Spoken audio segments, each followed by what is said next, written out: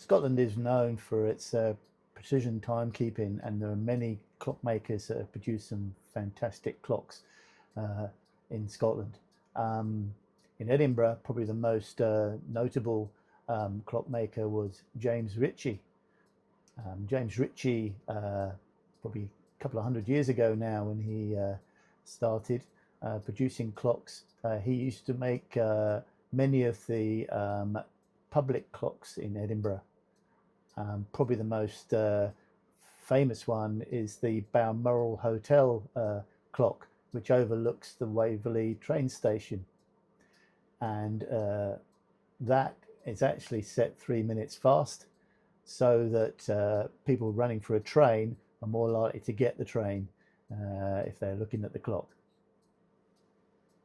James Ritchie is also known for making the time ball atop the Nelson Monument, and along with the firing of the 1 o'clock cannon from the Edinburgh Castle, it would allow ships that are moored in Leith and the Firth of Forth River to be able to set their chronometers before they set sail.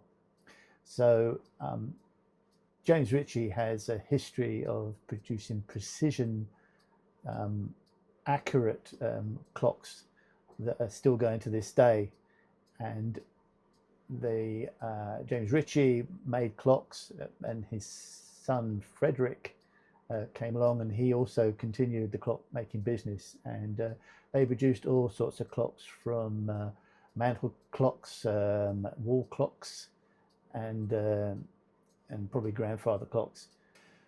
I am so lucky here because I have been given a clock from James Ritchie's great-great-granddaughter. This was handed down through the family via James Ritchie's son Frederick Ritchie, and this here is here for repair.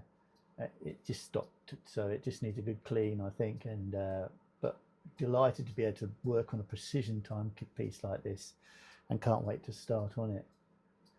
This clock here is a late 19th, early 20th century regulator grade mantle clock,